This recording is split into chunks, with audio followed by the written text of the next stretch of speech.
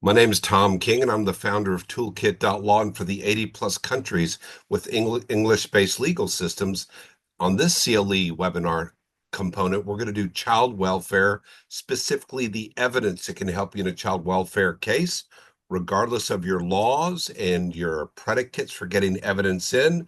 What we want to do is just talk about the generalities. We're talking with one of my favorite attorneys in my area of the United States that I've dealt with, Will James Lott, also a former member of the United States Navy who served honorably there, suffering in Honolulu, Hawaii, where I believe everybody on the planet's probably heard of Hawaii. Will, it's great to be here with you. I'm going to go ahead and share my screen right now, and let's just go ahead and jump into the help sheet that you put together for us. All right, let's get to it. So I see the left column is physical evidence. What do you want us to focus on when it comes to physical evidence? Well, we focus on when we're talking about physical evidence, covering a few areas right there.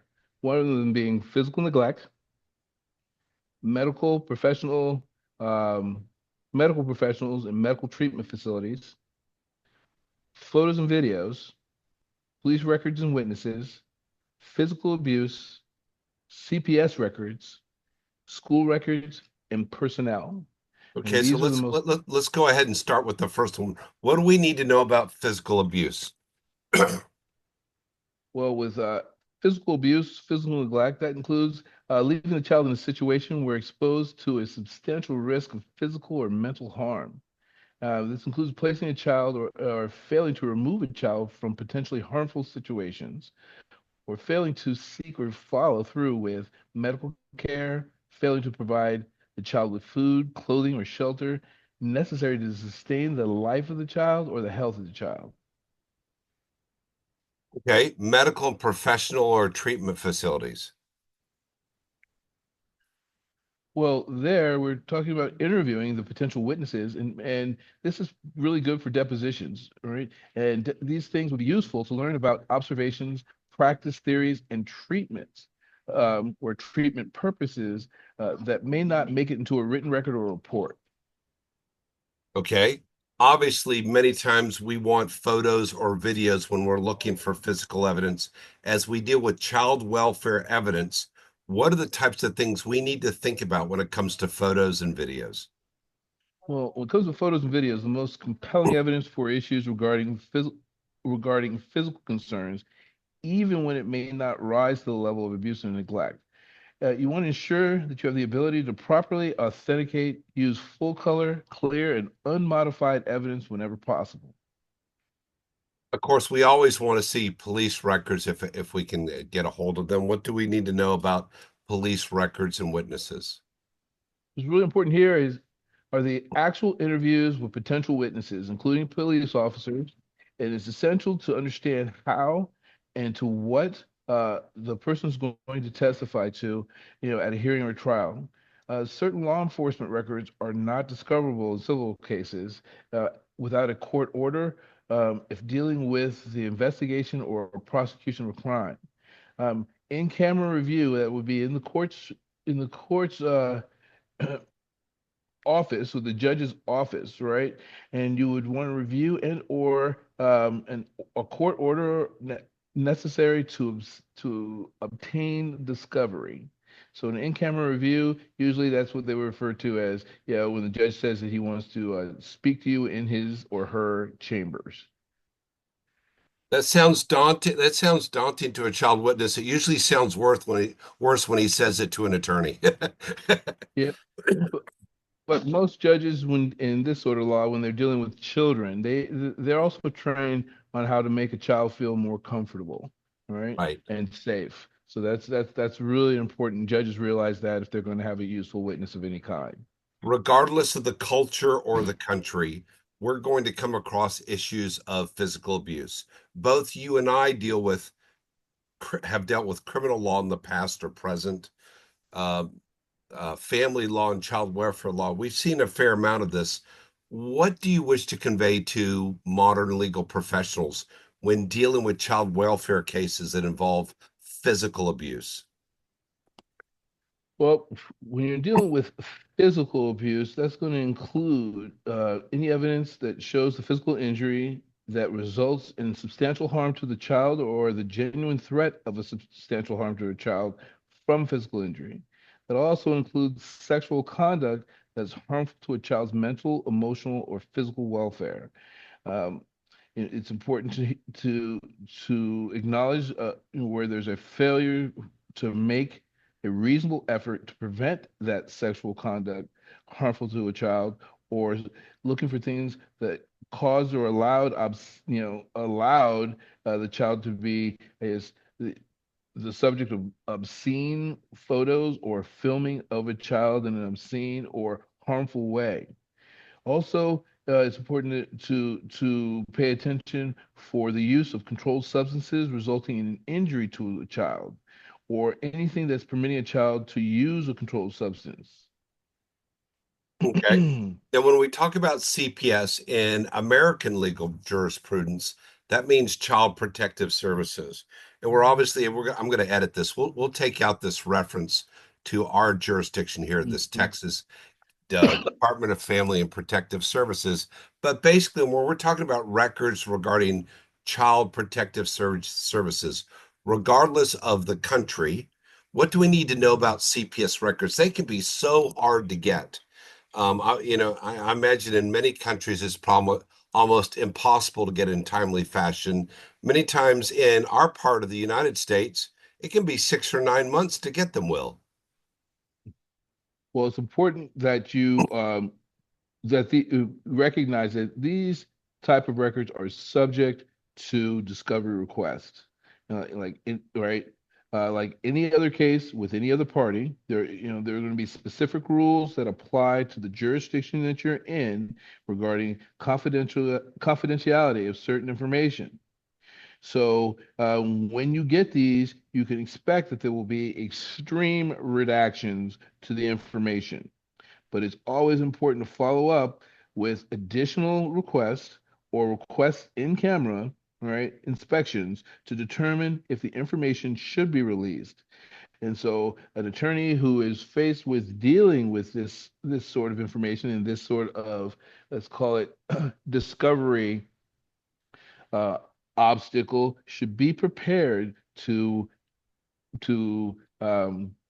firmly advocate, stridently advocate for their child, right? Or the parent that is the subject of this suit.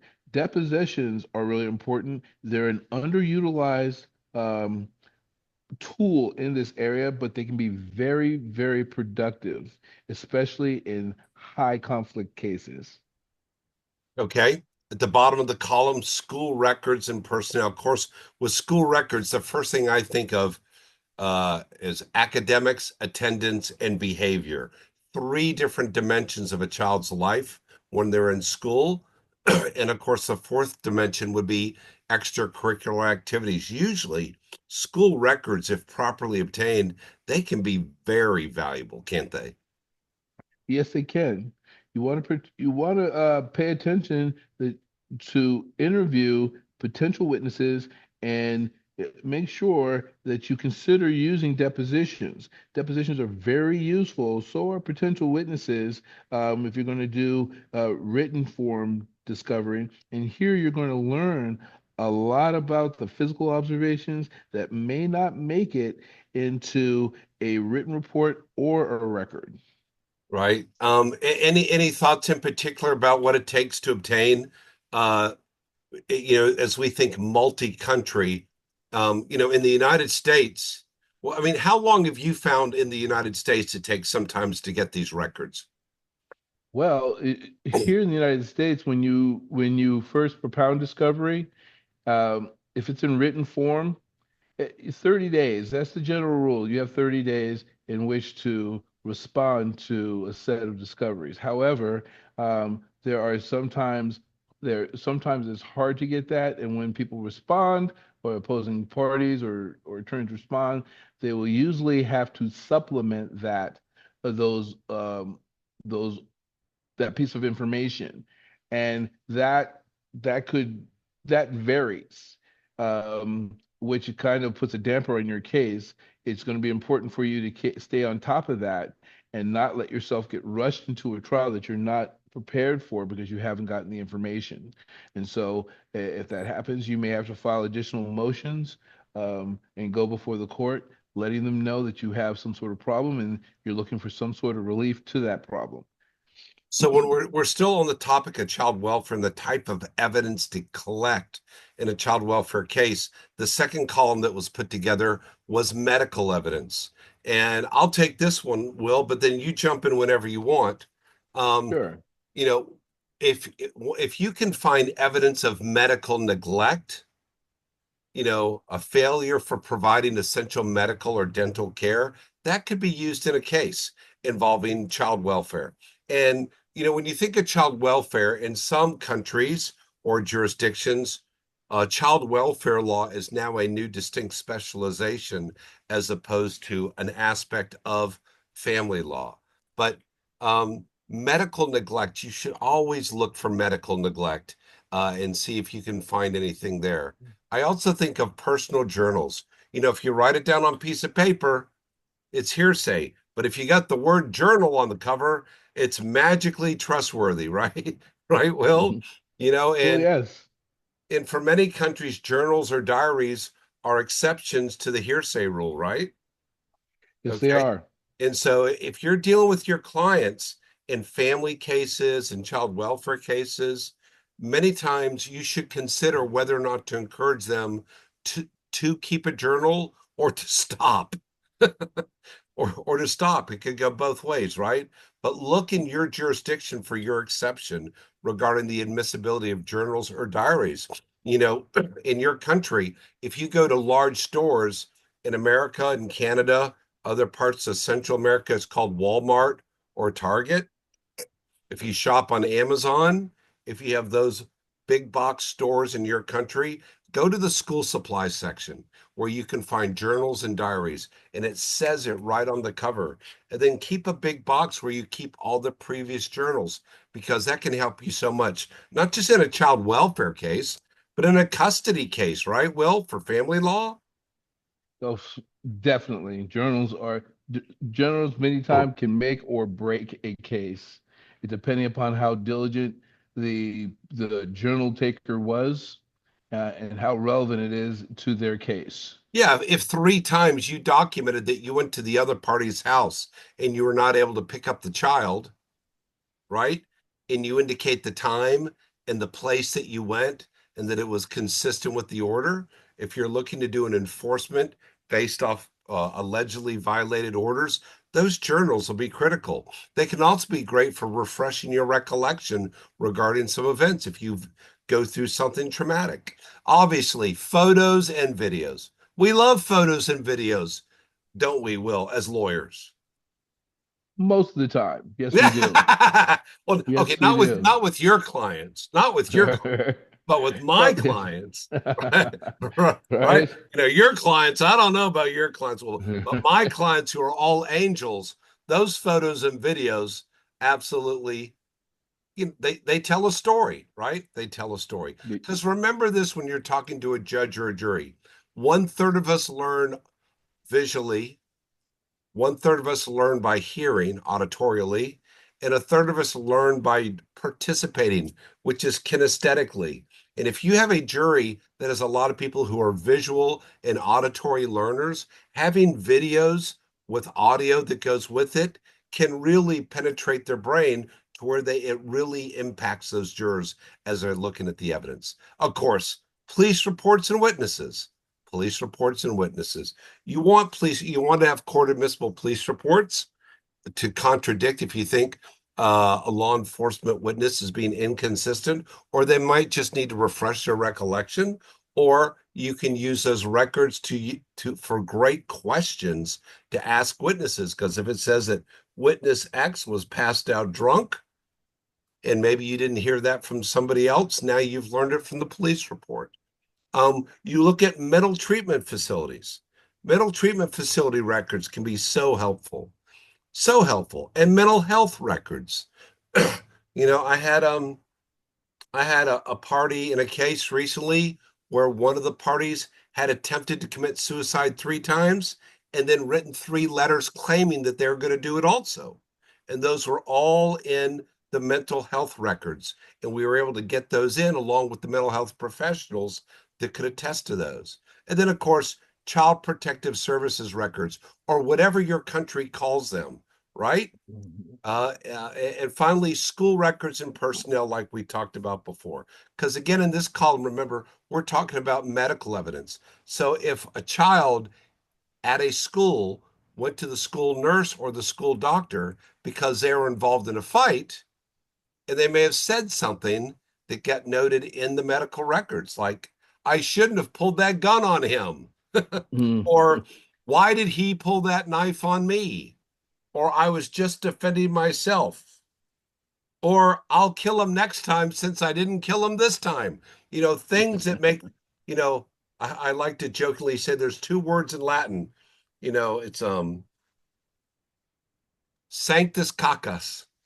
Holy shit. Right, Holy right, shit. When the judge thinks, holy shit, that's my word I use in my brain. If it doesn't shock them, chances are you don't have their attention. But once you get that sanctus cacus, that's the Latin translation. Sounds a lot better, right, right? Sounds a lot better.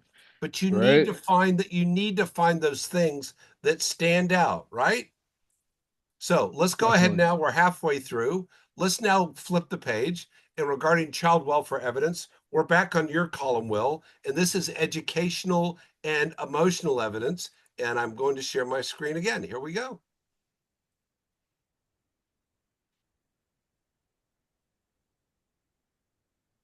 All right. And so when you're dealing with educational and emotional evidence, the type of things you're looking at are emotional neglect, emotional abuse, educational neglect, special needs, again, with school records, teachers, extracurricular participation, parenting apps, and I'm big on parenting apps. Uh, we just discussed journals. Parenting apps could be one giant journal that you could use, and they're very convincing. Um, Personal journals and the mental health professionals. With Great. So emotional, let's kind of go through each one of them. So when you think of an emotional neglect, what would be a good example of emotional neglect that could help or hurt in a child welfare case? well, anytime you have a circumstance where you have a parent or caregiver who's failing to provide the emotional support, love, and affection that a child needs, or whether or not they're exposing this child to sexual, spousal, pet, or drug or alcohol abuse, that can be neglect. You better Okay. explain. I know what you mean by pet abuse, but why don't you tell me what you mean? Meaning, if there is a pet in this home and that pet is being harmed in the presence of the child, that could be seen as as abuse because many children that is another point of affection. They love their pets, and to harm their pets is to harm them. Oh, I took it a different way because I had another case that went different. A stepfather had a Rottweiler, and he Hmm. would threaten to release the dog on the kid. He would use the pet basically to terrorize the kids whenever they came over. That's how I I took guess. emotional mm, abuse, using a pet that way. Well, yes, certainly that certainly would fit as well. So. So, what Um, can you tell me about emotional abuse when we're building a well, case? when we're building a case, you're going to want to lay the predicate. You want to, which means you're going to describe the item, establish its relevance. It says you want to let the court know where it comes from and how it was obtained and when.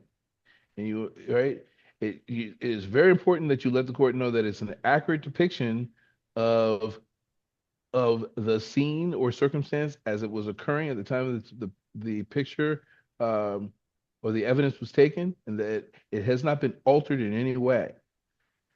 What we're ultimately trying to show is that the witness has firsthand knowledge, right?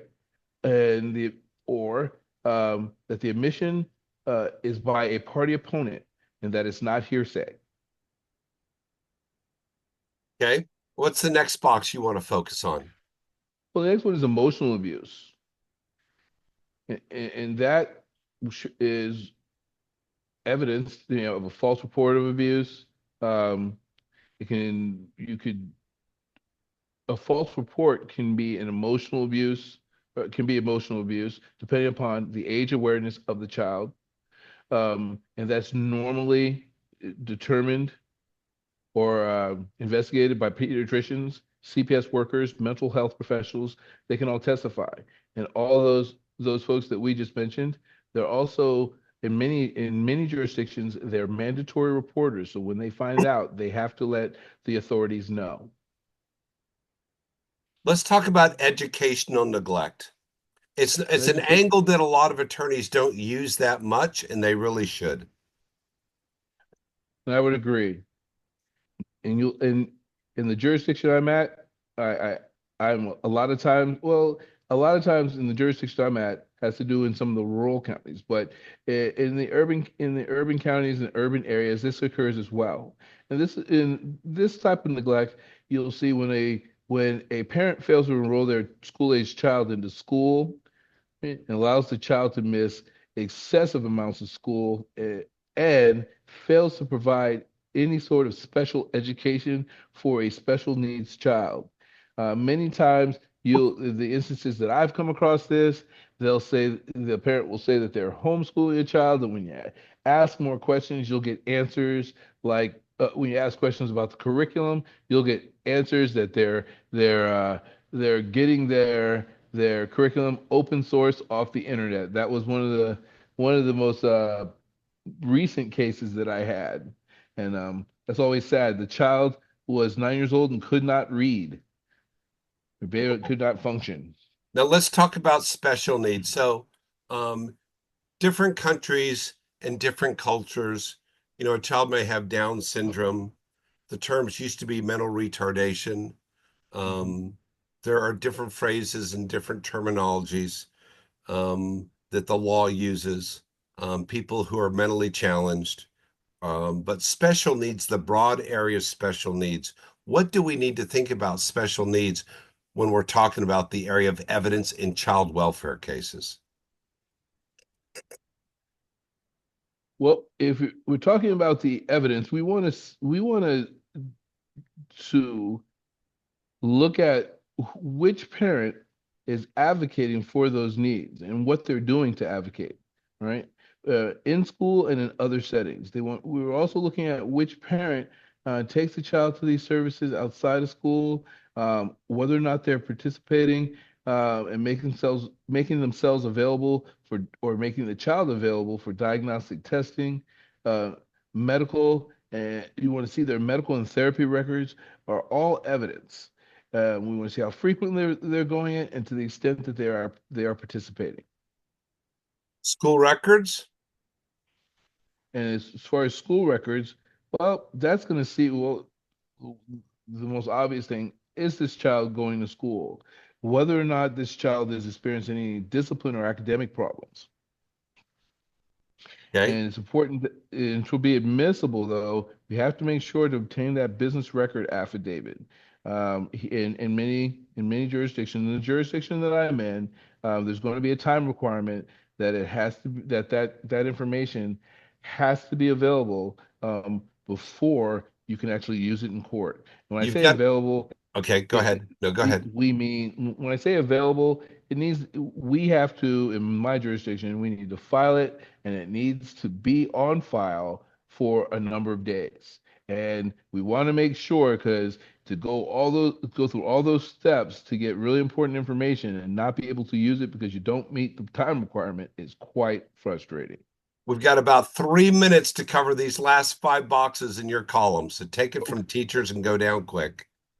All right, so many teachers will say that there's a potential conflict by both parents affecting the child. And so teachers are a great resource to help you problem solve. Also be aware that you can use coaches, neighbors, babysitters. And they may be better witnesses because they're neutral. You have extracurricular participation, and you can use this type of information to see which parent is really, really involved in supporting the child. And there are a variety of different activities. Just look for the activities the child is participating in and seeing which parent is really helping out. Parenting apps, those are great. You get because if you can get it all communications restricted there. It's a great way for the court to see what is going on, and it encourages the parents to be on their best behavior when speaking to one another. I'm typing quickly trying to get this to where certainly the three that we use in the United States most often is the Our Family Wizard app, which is a Yep. paid app, but many people find it to be the most robust one. The free Talking Parents app and the free, strangely named App Close app that does have a lot of people who do like it. Where they get you for the where they make their money is when you need to print out evidence, when you need to print out the calendar or the medical reimbursements or the messaging. But what's really interesting about these, if you're in your orders, if you're ordered to be able to speak to a child on the phone or by video, you can do the video calls through these apps. And if the other side doesn't answer the video calls, it gets added to the history so the judges can see that. Sure does. It's a very, very useful tool.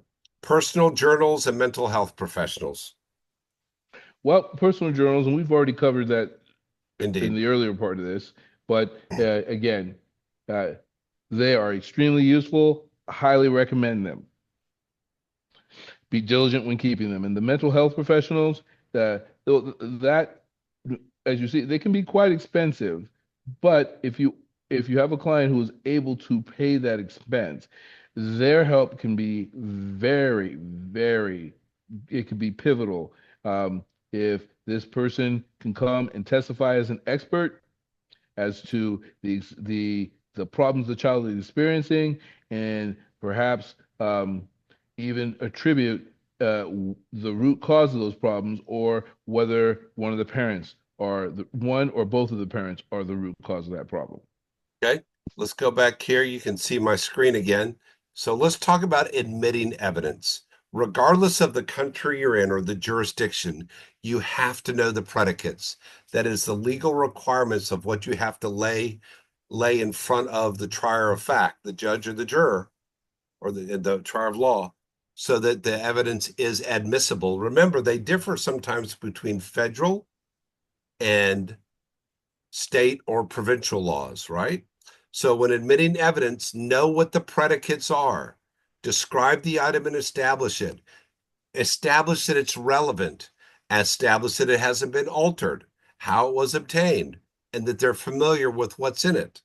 Okay, prove the witness's firsthand knowledge or of the what you're trying to demonstrate. So obviously, we have photos of homes in children's bedrooms to show the relationship between the child and the home and how well they're maintained or kept or whatever you're trying to show. Videos also of interest as well. Audio recordings. Again, these are all types of evidence, right? Emails, text messages, social media posts. So when we look at these last three right here, not that anybody would do anything stupid on social media, right, Will?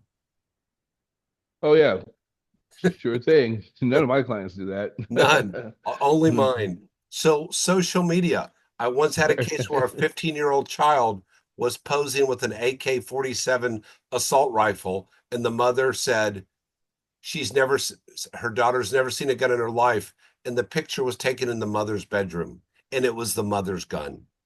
Okay. Look at Hmm. business and school records. And finally, look at medical records.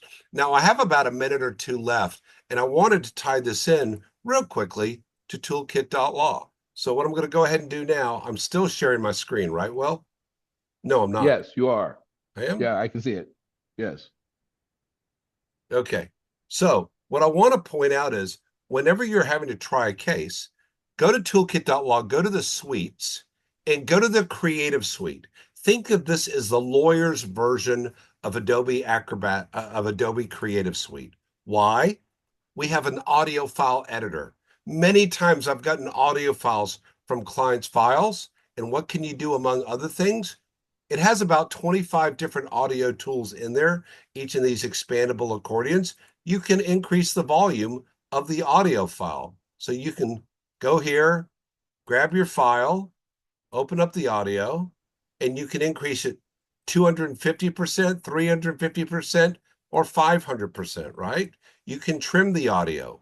You can record audio yourself. You can play it in the courtroom. Okay. So we have a player that you can literally use to play the audio right for the judge as well. Right. Okay. And then you can play it. Okay.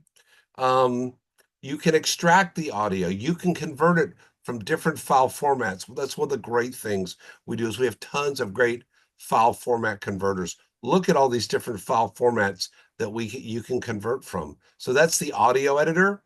We have a video editor. So if you need to show a video, this is a great collection of lawyer level video editing tools for your evidence. Okay. If you have images, you can convert anything. We have all these different file conversions for audio files, distances, image files, PDF files, presentation files, video file conversion, all a wealth of file conversions. Let's go back to as we wrap up real quickly.